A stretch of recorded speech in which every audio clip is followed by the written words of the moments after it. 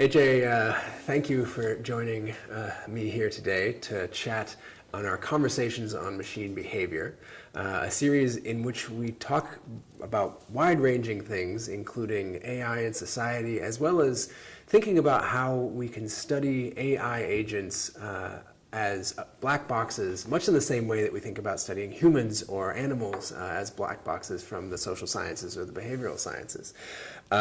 Thanks for having me, Nick. Yes, yeah, I look forward to chatting with you. AJ, you're one of the leading figures in broad AI of your generation. And an interesting thing is that you were originally trained as a computer engineer, I believe, if I got that. It was actually computer science and engineer. Okay. So it was like two in one. Got it. Okay. But right. I think a lot of the focus was actually engineering. How do you build systems that work in the world? Awesome. Which is still a lot of what I do today. So. That's right. I'm excited to talk about that too. So one of the things I wanted to start with is just in general how you became interested in AI broadly and how you went from working in computer science and computer engineering, building things, to now working at AI at Microsoft Research. Can you talk a little bit about what got you excited originally? So I've been always very interested in understanding human behavior. So my interest in AI actually started from my interest in understanding humans. Interesting.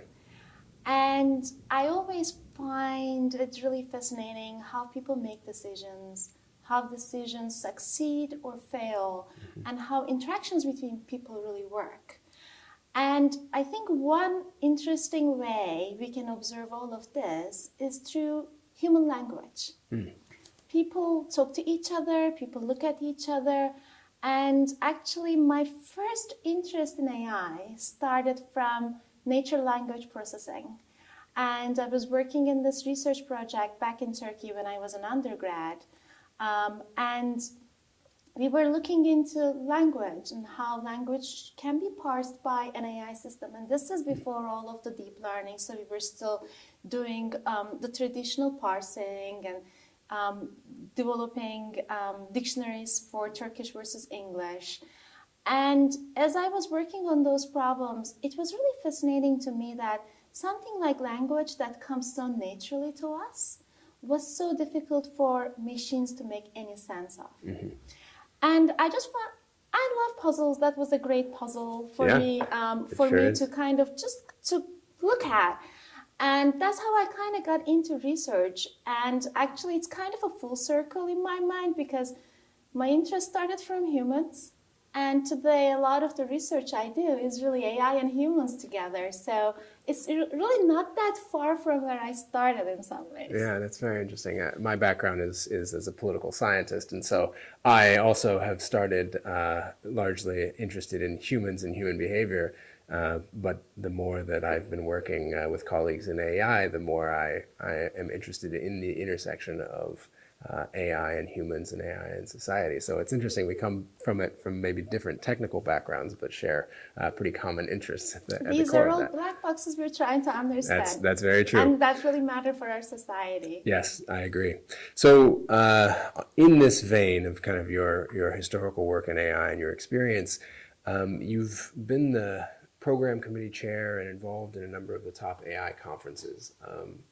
How have you seen AI change over the last number of years? What have been some of the interesting papers and topics that you've seen, and maybe one of the most interesting papers that you've seen recently come out? Just kind of give us a sense of what your experience in the field has been. I think AI has been going through a big boom, which is very nice to see because when I was a grad student and I was getting to the job market, there wasn't really much interest in AI. There was a lot of interest in machine learning. But the broader concept of AI back then was actually kind of this forbidden subject. And I even remember getting some advice that said that, oh, don't tell that you do AI, say that you're doing machine learning. And the work I did back then was really far from machine learning the way we understand it today. So it was really puzzling to me. Why do you think that was? Why do you think you were advised to not talk about AI as if you were studying AI? Yeah, I think AI has although it is a relatively new technical field, Yeah. but it's still not like it emerged in the last 10 years. It still has a history that goes back to 1950s. Yeah. And I think it has been, maybe because it's association with intelligence and with human intelligence, it has gone through these ups and downs a lot, right? So in 1990s, so going back to even the Dortmund conference, when the fathers of AI said that, oh, if you work on this subject for 3 months, we believe that we are going to be able to crack this problem really quickly, right? Right. So that it's was almost done. Yeah, that was the initial prediction about the successes, the field would get. Yeah. And then, of course, there were downs and another up with the expert systems and another down. So I think it carries all of this baggage in terms of people's past expectations and somewhat disappointments. And I think that hype and bust cycles of the past had an effect on how people were giving recommendations to students when I was kind of getting into the job market around like 2009, 10, also carrying the effect of the recession, on US recession. So for me, it is really interesting to see what the AI world looks like today. And it is very easy to see this when we are planning for conferences, when we are choosing conferences on these topics, because both the number of submissions we get and also the topics very quickly reflect the current trends in the field. Sure. So I think in the last few years, especially after the ImageNet success and the successes we've seen on speech recognition and many perception problems and the games. Yeah. We started seeing a lot of the grad students getting really excited about these topics, and you see kind of like the distribution of papers on topics changing to reflect that hype. Yeah. You asked me what I've seen recently that really surprised me or excited me is basically for the last year or two. There is actually some work coming out and saying, I think our current methods are not as reliable or strong as we think it is. Oh, interesting. And we are seeing all kind of papers coming out and saying, do you see the ways they actually broke apart when I just play with data a little bit? Or when I have a human kind of trying to be adversarial? Yeah. So I think in this space, Purcelling's papers on language and how you can break language, or in Goodfellow's papers on, you can put a sticker on a traffic sign and everything falls apart. Right. Or the work we've done on blind spots of AI and how not having some representation of data, not having a subspace of this concept like African American faces represented in data and what kind of behavior that actually results in the overall classifier you get. Or how when you train a reinforcement learning system with simulation and how not having some concept represented in the simulation makes the algorithm really dumb at the end. I think those kind of observations are really getting into the AI world now, and I find them really interesting. So there's a question that I have that relates to that, which is, and it relates to all of what you've just said. You mentioned AI hype boom and bust cycles. Do you think we're in a AI hype boom cycle right now, and maybe that the hype is, I don't want to understate the abilities that the machine learning systems that we have developed have. We've bested humans at Go rapidly and pretty dramatically, which is no simple feat. But also some of these systems are indeed maybe not as robust as you're saying. Do you think that the hype is outpacing the reality, or do you think that maybe it's about appropriate for the level of advance that we've had in these ML systems? I think we are all trying to understand the extent of the quality of systems we can build with the current techniques. Okay. I think they are very useful, and it is when they work, it kind of gives this magical feeling that, oh my God, this thing is really smart. But when we dive into these algorithms, I don't think the current sophistication of statistical learning techniques are inherently much different than nearest neighbor algorithms. So basically, the main working principle of many of the algorithms we have is for any given input, look at the training data on what kind of embedding we are working on, try to find the nearest example from the training data that you can see, and return the behavior that is associated with that training data set. At the end of it, basically, this kind of a methodology reveals a lot of shortcomings too, because what happens if the current instance is not represented in your training set? How do you really do generalization? How does the current techniques work if you cannot guarantee that all of the things you are going to be running into is not reflected in your training set? So I think it is very important to kind of take a step back, take a pause, and say, what do we think these current methods are useful for?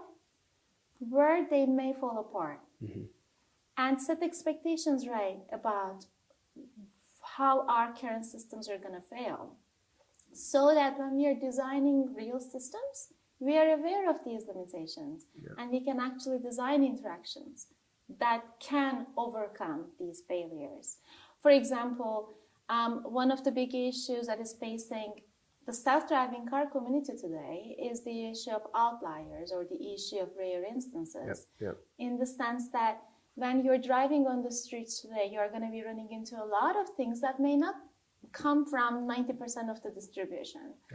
And how do you actually address this with current statistical learning techniques? That's a great example. And if not, what kind of hybrid of approaches you need to be building into these systems, like the traditional vision algorithms, different kind of sensors, to make sure that we are getting to that reliability, because a single statistical learning approach may not be enough. That's a really good example. So the idea there is, you have this distribution, and then distribution of events in driving, and maybe it's long right-tailed. Exactly. And probably it's the case that the right tail of that distribution are some of the more critical events for human drivers if they encounter them. A dog runs out in front of the car, for example. How do you represent that if you have such a sparse data? Yeah, exactly. You need a data set that has enough examples of that, and then proper response to be able to train on. So you're exactly spot on, because the reason some things are really rare is because people don't want to get into those situations.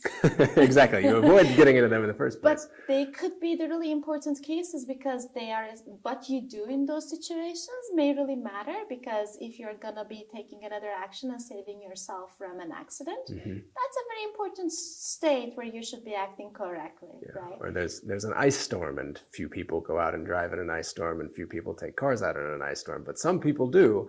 And what do the cars do in situations where they have? Yeah. So anyway, that's all very interesting, and I think the crux of that point is we need better data, and that's actually something that across the sciences really is a core question and concern. How do you get a representative sample? If you're doing political polling, for example, you want to get a good and representative sample so that you don't miss part of the distribution that is then going to be influential in the political outcome that you're interested in. And so actually, it's very interesting to me to reflect on the ways that representativeness and generalizability of the data that you're working with across all of the sciences end up rearing its head in ways that are like, oh man, we got that Trump election thing wrong. Oh yeah. Which would, or at least maybe the polls didn't get it fully wrong. There was uncertainty around it, but they didn't get it as precisely as they could have. Perhaps that was due to polling. And also we're maybe injecting bias into AI and ML systems because of the ways that we're pulling data from non-representative samples of the population.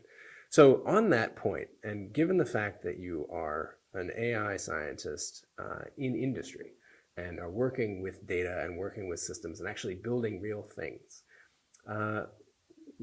how are you going about trying to solve some of the problems in data that you're talking about? How do you go out and get better data? Or when you don't have better data, how do you think about fixing in an intelligent way the biases that are inherent in the data set that you have to work with?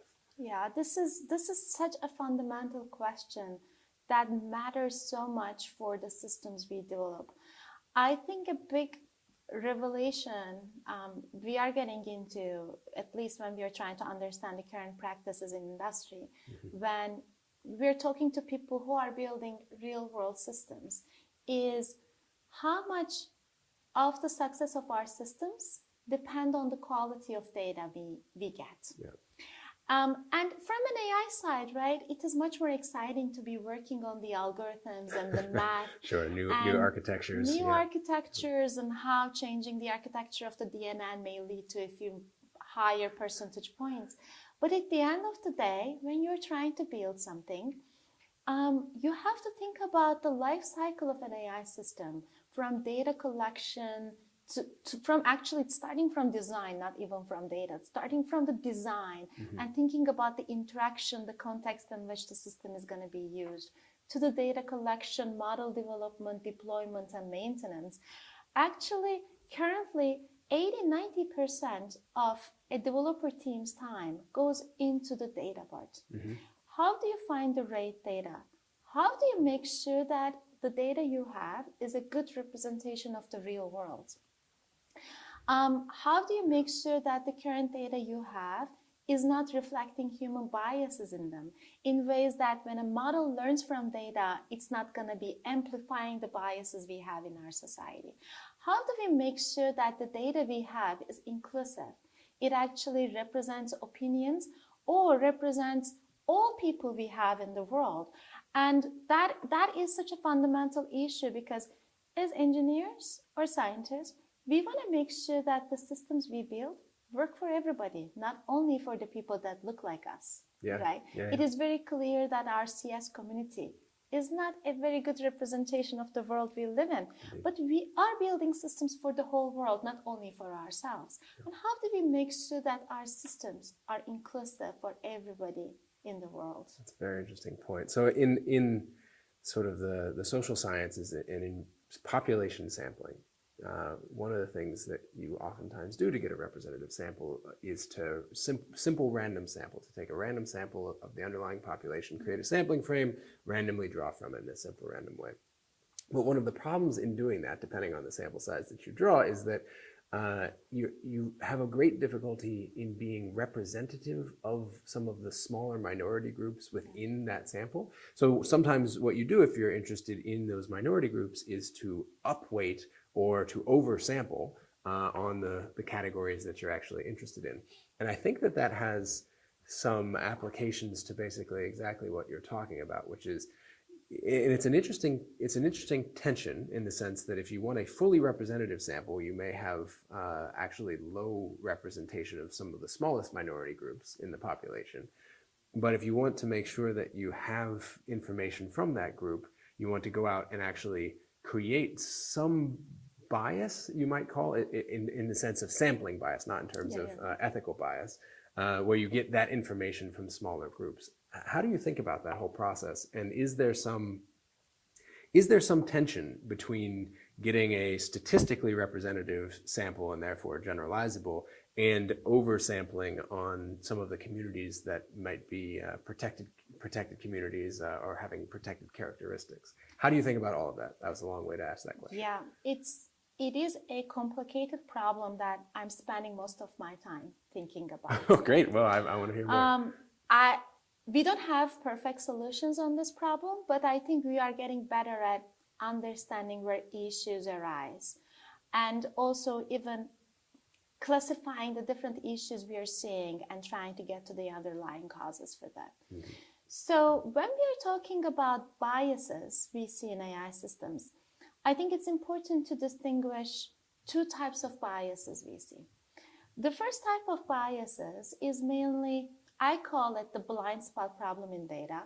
The fact that our data is not a very good representation of those minority classes, or the representations we have is not enough to do well on these minority classes. And we see this all across different applications of AI. We see this when face recognizers do not work well for dark-skinned people. There was the recent paper from Joy Balumani and Timnit Gebru on gender shades. Yeah, Joy's at the Media Lab. Yes, so, right? Yeah. She's been doing phenomenal work on highlighting these issues. And also coming from her personal experiences, I think that is so powerful. And also really getting into the industry code and saying, look, this is how our algorithms are failing today. And it was very eye-opening for the company that I'm in to see that there was 20% performance difference between light-skinned man and dark-skinned woman, right? Yeah, it's a big difference. Big difference. And we see this for speech recognizers when the performance of speech recognizers are much poorer for elderly people or for children. So these issues are prevalent in the systems we develop. So how am I approaching this problem?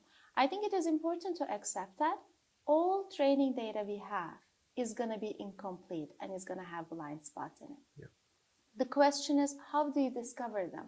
Because we may have the best intentions. For example, after the gender shades paper, Microsoft and the other companies that kind of got this revelation actually did work to collect more diverse data sets. And now the numbers actually look very different. So now those gaps are closed.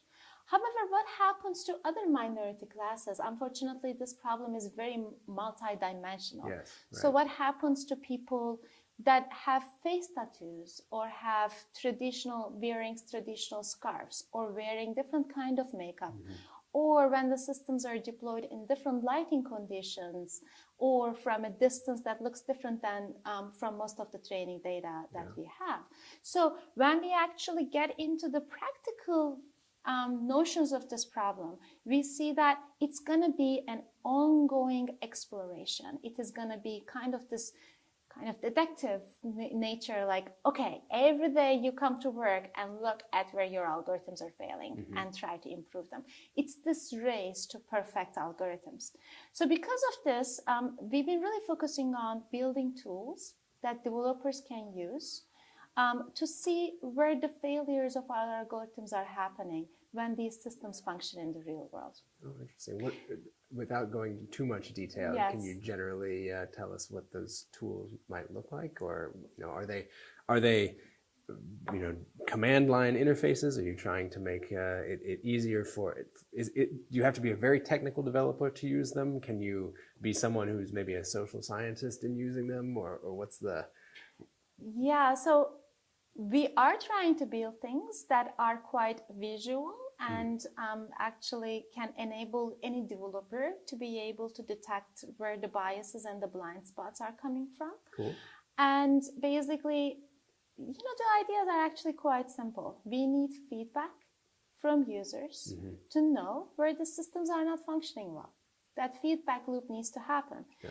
If users are not, we cannot really enable a feedback loop from our users. We have to do continuous testing ourselves. Right. This could be with the crowd, or this could be with any diverse population of people you can find.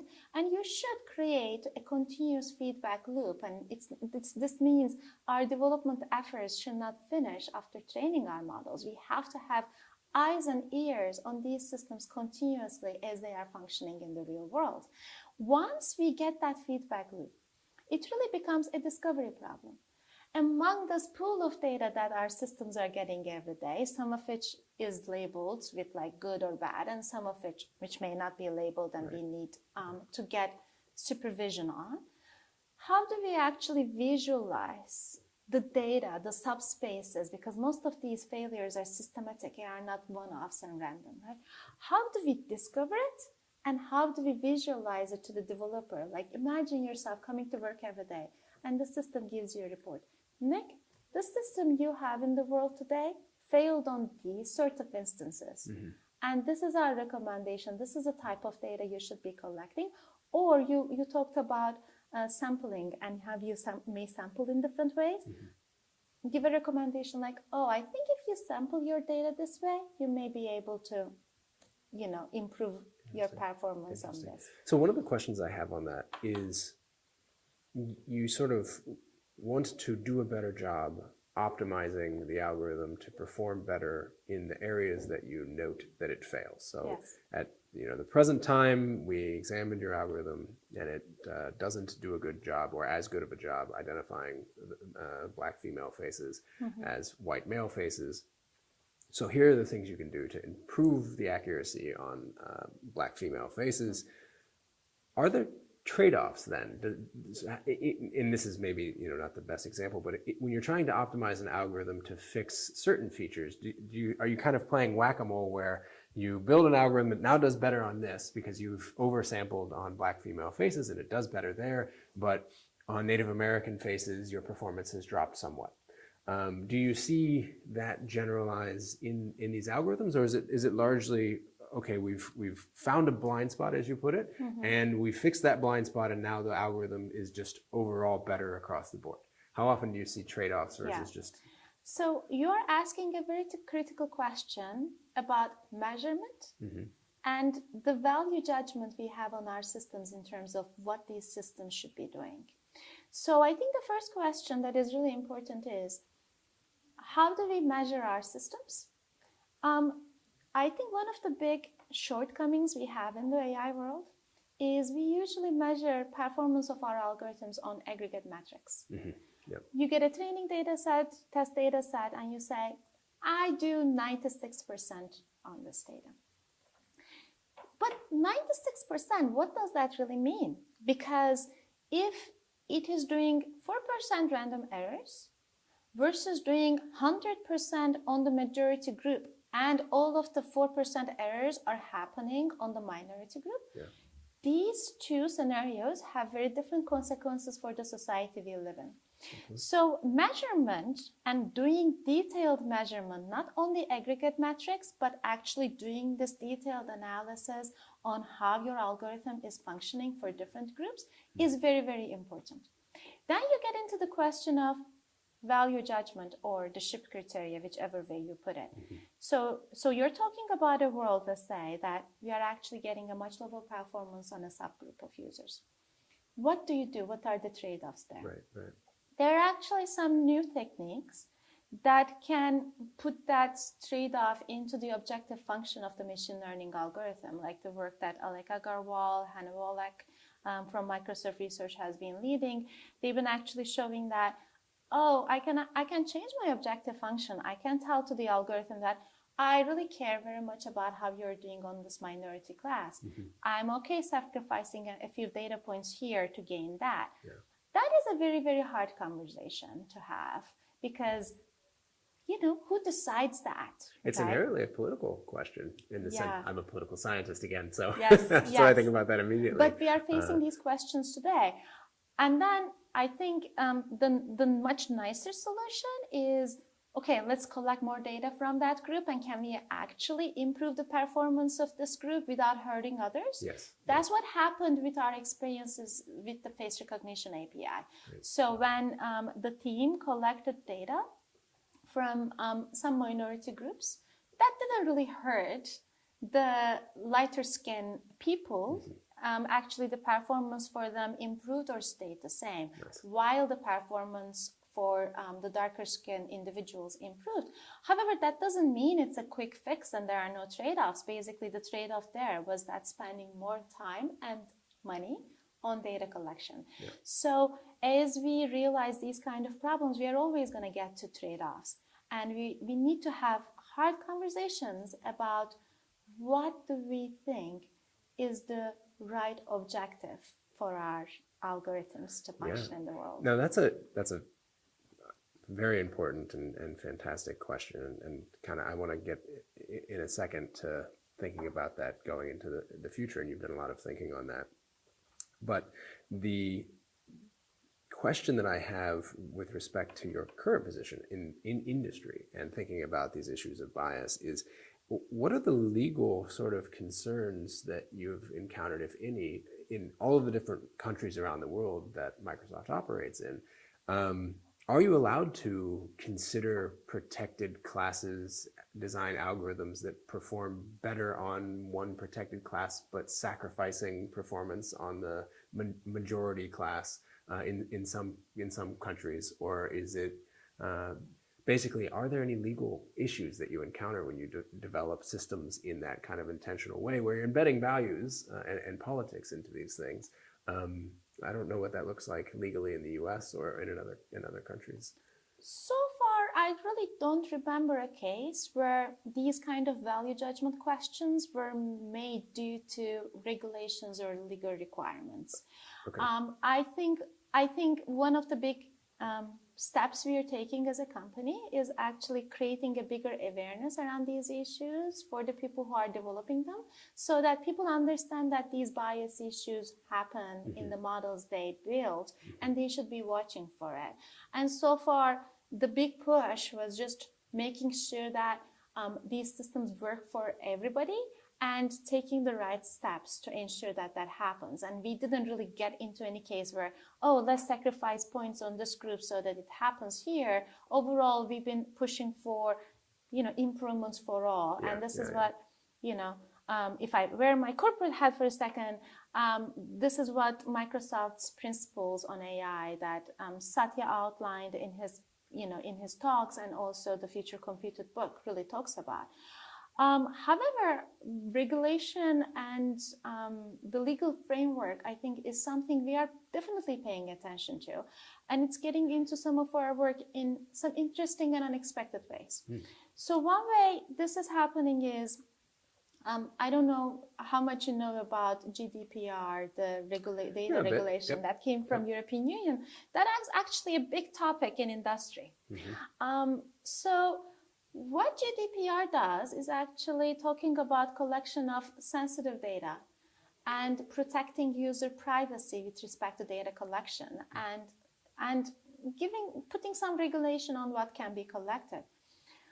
I am personally, now this is all researcher talking, I really wonder what that's going to mean for bias detection. So for many things we do, like understanding how our algorithms work for different races, different genders, how people associate themselves, self-association may look very different than the skin color and the gender detection, right? If you're going to make sure our algorithms are going to be working for everybody in the way they define themselves, how about we really understanding how people are self-identifying themselves, right? How do we go beyond of only gender and race? And race actually is not like dark versus light. It has a completely large scale. Now with GDPR, we may not be even allowed to query that information from our users to do that analysis. That's very interesting. So basically, there might be a trade-off there for the value of privacy, and therefore some creation of less ability to check the degree to which the data are representative of the full population, and then having algorithms that do a better job based on a representative training data set that you can verify are working well for everybody in society. I hadn't thought of that. That's a fascinating trade-off. What do you think can be done to strike a balance there? So how do you balance this desire for user privacy, maybe with me not knowing, or me wanting Microsoft to not know my personal user characteristics, and also me wanting Microsoft's algorithms to do well for me when I'm applying for a job or something like that? Again, we are getting into trade-offs. We are getting into trade-offs. So right now, I think on some of these data collection issues, some governments are drawing the lines. I think it is very important that when these decisions are made, all different sides of this conversation are represented, and the decision makers understand the trade-offs associated with personal data versus bias versus the reliability of the systems we have. And all of these concerns are taken into account. That's why a lot of my colleagues have been spending a lot of time trying to inform the policy space, spending their hours in addition to research doing that kind of work, so that the way decisions are made today have positive influences for how our systems are going to be functioning in the future. Because AI is a hot topic. Everybody wants to do things on AI, but there's actually a big constraint on experts' time. Yes, of right? course. Where do you spend your time? Right. So, but a lot of my colleagues have been sacrificing their time on this kind of mission of finding a balance in the space between policy, technical work that gets to the real world and the research world and academia. And also we should emphasize the importance of social sciences in all of this, because for many of the problems we are facing, right? I don't know if computer scientists are the right experts to be making the value judgments and deciding what is right. So we have to open ourselves to a multidisciplinary conversation. Which leads me to another question, another topic that I wanted to talk about, which is indeed the future. And so I have a few questions on this front. And one of the questions is, what, building off of what we've been talking about with data and bias and optimization, what do you see as maybe the most important research problems and questions for AI researchers 5 years from now, 10 years from now, and then even 20 years from now, which is, quite a far ways to speculate out? How do you see these things evolving, and what do you think are going to be the real big questions? I think the big question we are facing right now is improving the reliability of our AI techniques. Yeah. For the last half an hour or so, we've been talking about how dependent our current techniques are on data, and how having blind spots in data leads to many problems like biases or safety or reliability issues. Right. It is critically important to invest a lot of time improving the robustness of our algorithms, so that when they are actually implemented in the real world, they function as expected. This may require coming up with new learning techniques. This may happen through better debugging techniques, better evaluation techniques, tools for understanding our blind spots, or improving our engineering practices with respect to AI. It could be all of these things, but because these systems are entering the real world right now, and many companies are working on self-driving cars, many companies are building on face recognition techniques, and they are going to get into the real world and function in different ways. We have to think really, really hard about the reliability of the AI models we train. So I think that is one big problem that's going to require a lot of thinking and effort. The second problem is really about human augmentation, and thinking about how AI systems and people are going to be working together. So I've been always what motivated me about putting AI systems in the world is not really the issue of automation and the fact that I can build an AI algorithm that does what humans do. My PhD advisor, Barbara Gross, always said that, we know how to replicate humans. That means babies. We always know how to make babies. That's a good line. Creating things that can do what humans can do, is it really that fascinating? In my opinion, what the real potential of AI systems is going to be complementing humans. It's actually showing that AI and humans have complementary abilities. They can approach problems differently, and because of that, their solutions may bring complementary abilities. When you put them together, you can actually overcome some of the limitations that just having humans or just having AI is having today. Do you have some examples of that? Yeah, one of the examples I love the most comes from medical domain through a joint collaboration between MIT and Harvard. This is a paper from Wang et al. That came out last year that looks into how deep learning algorithms can be used for diagnosis of metastatic breast cancer. And they haven't really figured out how to do the complementarity, but they've analyzed what is the current accuracy of deep learning models, what is the current accuracy of human experts. So what they've shown is that the current error rate of human experts is around, if I'm remembering correctly, is around 3.5%. The current algorithms can do around 6% error rate. So they are still far from a human radiologist.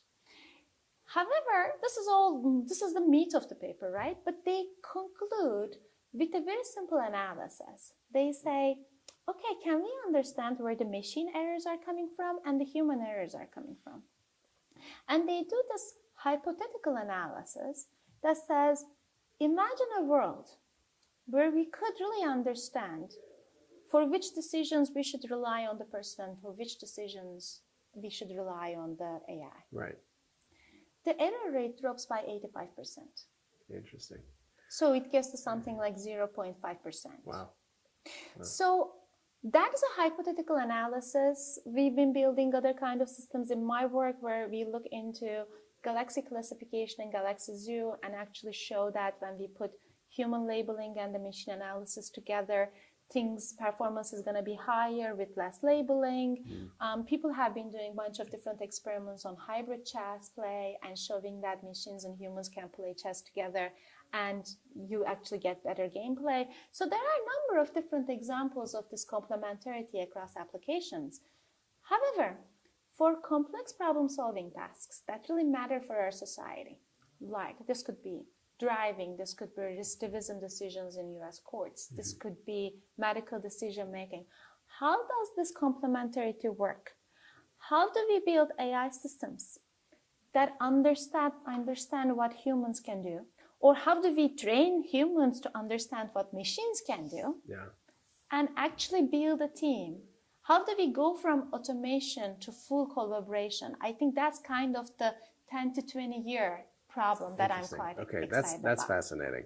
So there were a couple of things in there that I wanted to restate. I hadn't really thought about them. It's a fascinating idea to move from the AI that we trained is better at diagnosing patients than doctors are, so we should use it, to realizing that the error spaces might be basically independent between doctors and the AI. And if you look at that, then you can just say, oh, well, as long as we can identify what type of problem this is, we could use a doctor for this one or AI for this one, and then have them. That's fascinating.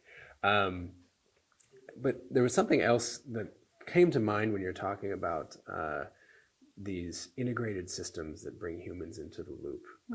And it reflects back to what we were talking about earlier with respect to bias. And a lot of the bias in our data sets come from, in some ways, the fact that humans themselves can be biased. And so if we talk about recidivism decisions, yes, as an example, I think this is an interesting one where researchers have shown that the compass algorithm that a number of facilities use for their recidivism decisions is biased and is biased against Black inmates. And so that's obviously suboptimal. You'd like it to not be biased in that way.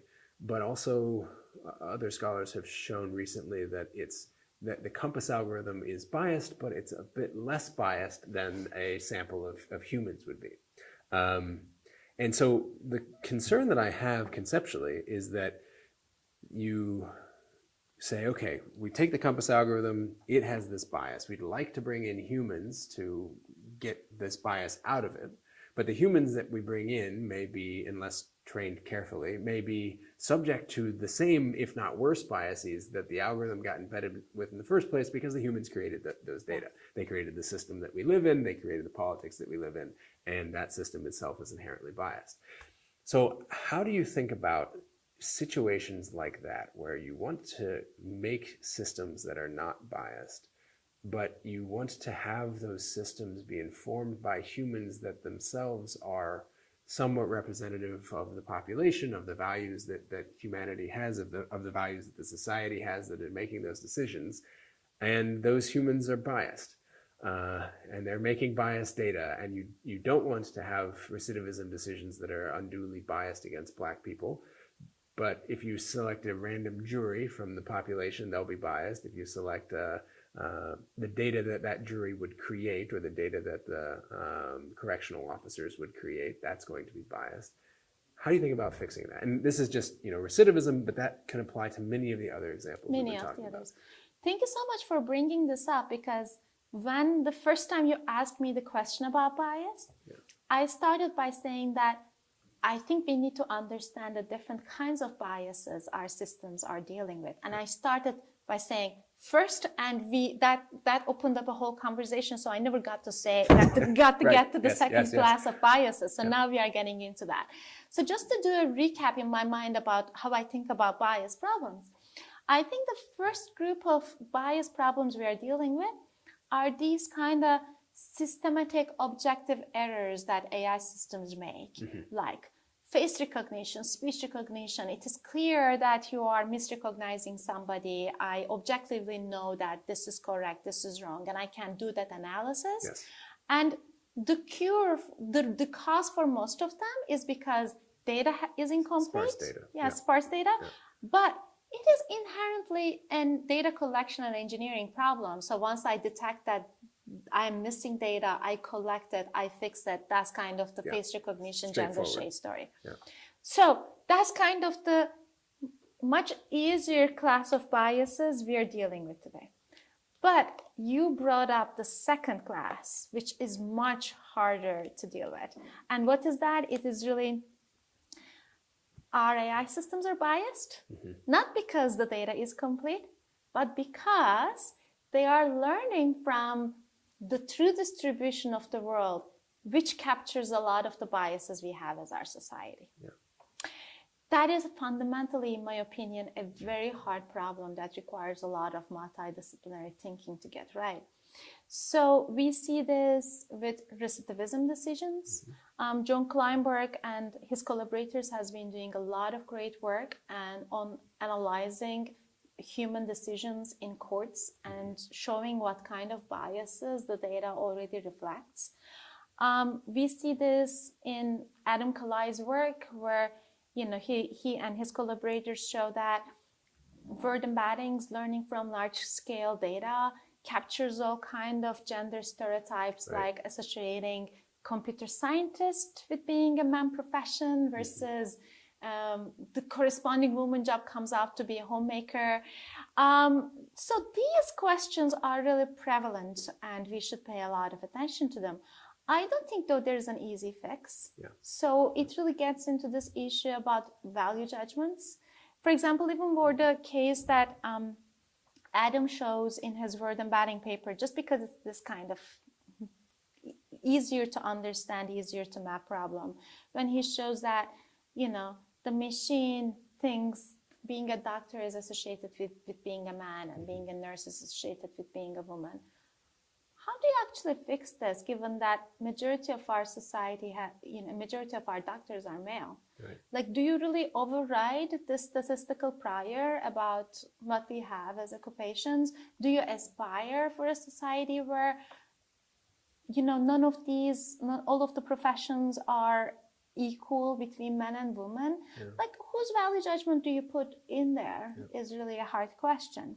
The political scientist in me would ask, what's the process that we would use for figuring out which values end up making it in that system? And it's interesting because if the algorithms are driven by industry, and industry is at the end of the day driven by profit, it might be a very different process for figuring out which values are used than one that would go through maybe the political institutions that we have already in the system. So I agree with you. It's a very difficult It's a hard problem, but I think another thing to acknowledge is that right now there is so much interest in the recidivism problem. People are working on different fairness metrics. Maybe there are too many of them and we really don't understand which one should apply in which setting. Right. There's actually this new paper that came out, Moshe Hartzcrew from Berkeley, that actually showed that when you're thinking about some of these problems temporarily, the current fairness metrics may actually completely fall apart. So there's so much understanding we need to have in that space. Yep. But, at the end of the day, I think I want to make 2 points about this. One is, actually, recidivism predictors or risk assessment tools are not new to US courts. They've actually been in place for 10 years without anybody looking at it. And I think that is really alarming. I think some of this is not really about the AI hype. Machine learning models have been there for a long time. And when we put any machine learning model, any automation into a real world domain that matter for our society, we shouldn't wait 10 years to understand the effects of that on human decision making. That's very interesting. The second point I would like to make is I actually want to connect this problem to the complementarity issue, the human AI collaboration. I'm personally very interested in exploring whether the AI systems and learning about the human biases could actually even introduce some ways to mitigate them. So far people have been thinking about this bias problem as like, oh, AI is biased, AI is biased. In this context, AI is biased because people are biased, right? Just saying that don't use AI is not really eliminating the problem. However, through statistical learning and data, maybe now we have ways to have these mirrors for our society. Like when Adam shows the work on word embeddings, that presents a mirror to us saying, this is how we are using language as a society. What do you think about that? Right.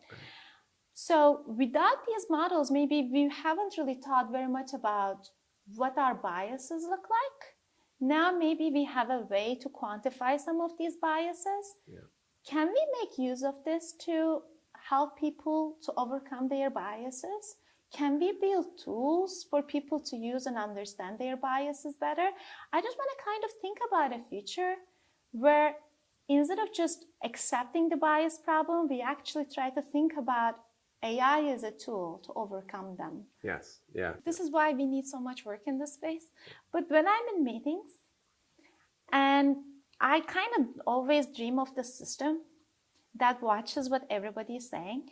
And you know, when sometimes you have different composition of people in the room, and it's not only a gender issue. We have people who likes to be more vocal and people who are more like introverts and don't want to really speak up much. Or a lot of the work on genders and meetings show that sometimes a woman in the room says something and the man gets the credit for it. So I'm kind of hoping for this feature, for example, where, for example, an AI system may say, oh, this person said this first, you know, give the credit. Or, oh, this person hasn't said much, you know, can we hear? Like, I know these are really subtle and we need to get these right, and it's not super obvious how you would design that interaction, but wouldn't it be much nicer to have all inclusive meetings and everybody's voice gets heard? So would AI, like kind of moving away of biases, but kind of just enabling people? Are there opportunities? I'm just kind of that's a very interesting topic. Hoping for a future that could help people like that. So a few things come to mind again as a social scientist when you talk about that. The first was I thought that thinking of having systems that track what everybody says all the time. Oh no, yeah. I was like, I read something by Orwell about that. But the other thing is when people are aware that they're being watched in ways that will feed back into in some way that they'll get feedback for it, that actually can systematically change the way that they behave in that setting. It's called the Hawthorne effect in the social sciences. And what it is if you have subjects that know that they're being studied, they may behave systematically different than if they don't know that they're being studied. In other words, somebody's going to tell them, oh, hey, you were saying this, you weren't saying this. And so by having that system itself, just by having a system, it could be no AI system at all, we could just say that it was going to happen. And it could actually just be, you know, some person sitting behind the scenes or whatever. You might actually observe improvements in behavior because people might be more likely to be self-aware of, for example, taking credit for something that someone else said when they would be called out on it, right? So you could have benefits of that aren't even necessarily, you don't necessarily even need any system really to be any good at doing it. It could just actually happen where people are now being watched and they're aware that they're going to improve their behavior. But I think this is all making a case for machine behavior as a you know, I think science. that's a fantastic point. I would agree fully with that. There are so many questions that are still open at the intersection of how you would do something like that and what can we glean from the existing computer science on the topic? What can we glean from the existing social science on the topic? But I agree. It's fascinating to think about ways that AI can be integrated in society in intentional ways that can improve society for the better. And what the better and improve are defined as there is a really sticky question to decide who gets to decide on that. Things we should be working on. Yeah, as a multidisciplinary. Agreed. I mean, we need to think about that. So we're talking a lot about data, and we're also talking about the ways that these ML algorithms trained on data, the data might be sparse, can influence society. And you've done a lot of thinking on that topic. One of the things that you were a part of was the AI 100 report that came out of Stanford. And in that report, one of the things that the report focused on was trying to think about how a city in the US would look in 2030. The sort of median city, the median person would look in 2030 as AI moderated our lives.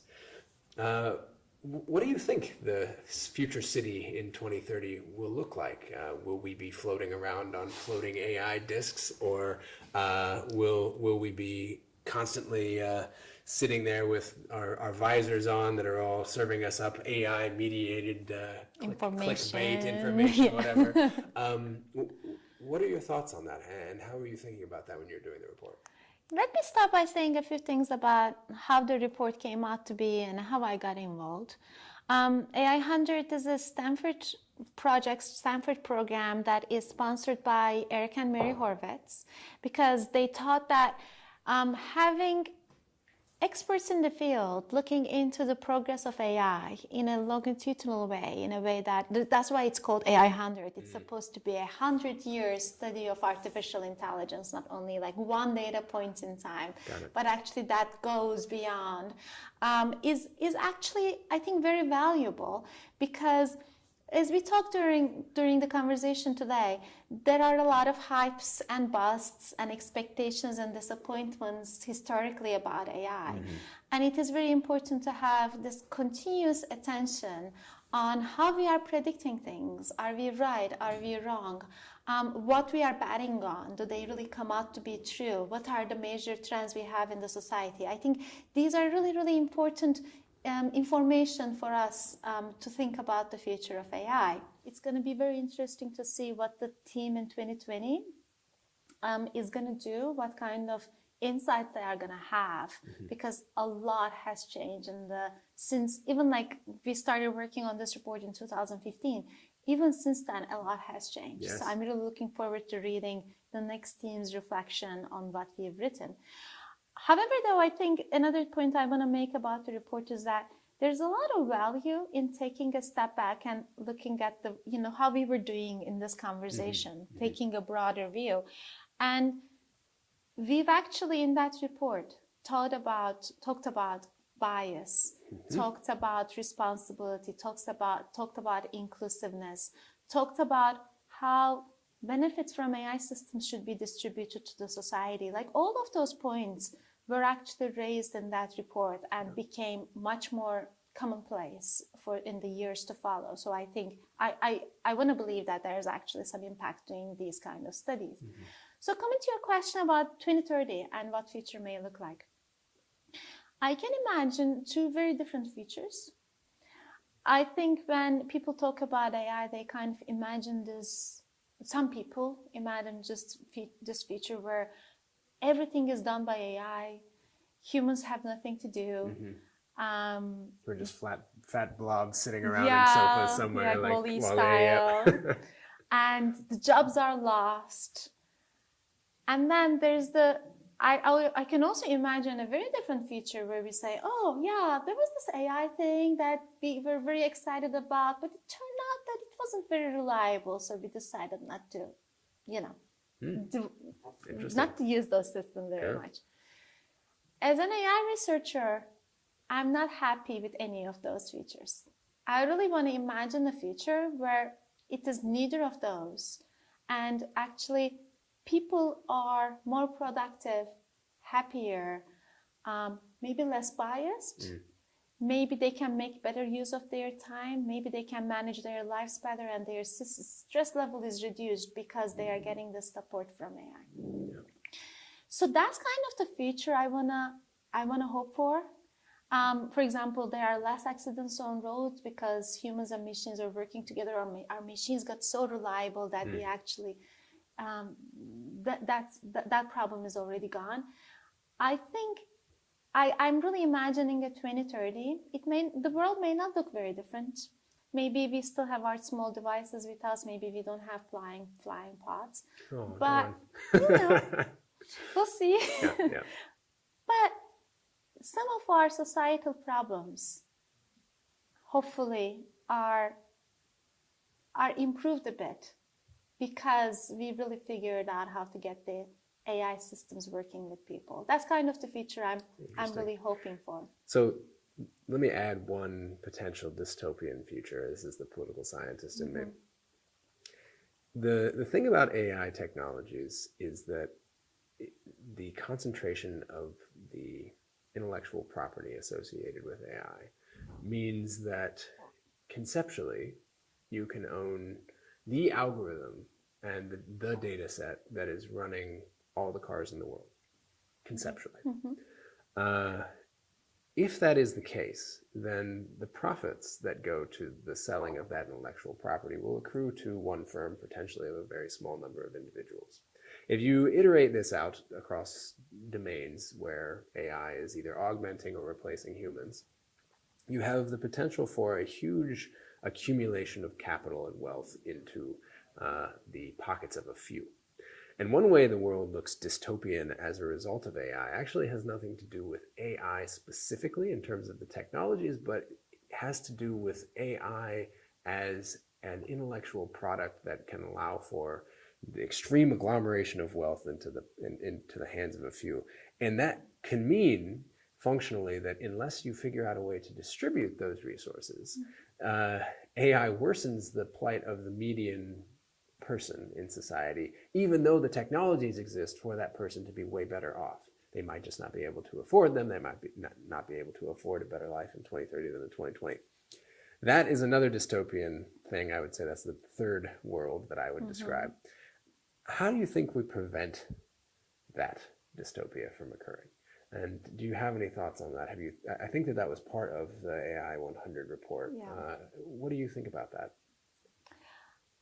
I think we're talking about a changing world where technological innovations is only one piece of that puzzle. Yeah.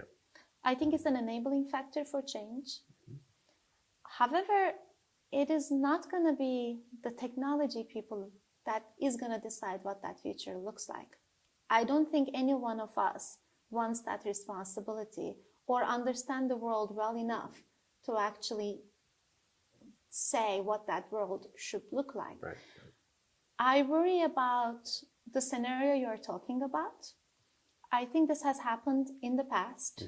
Certainly. And we should learn from our past waves of innovation to hopefully design a better future for us and for our children. And it's not going to be a technical discussion.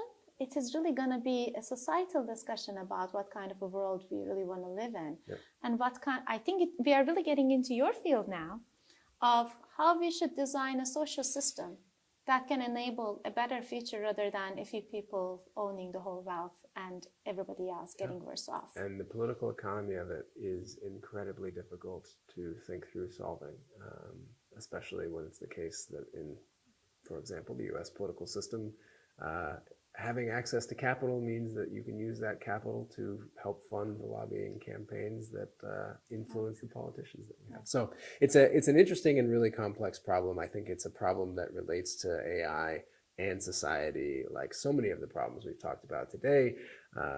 Bias, the reliability of AI algorithms, the reliability of AI human systems, and the efficacy of improving human life via augmenting it with AI. We've talked about so many very interesting things today.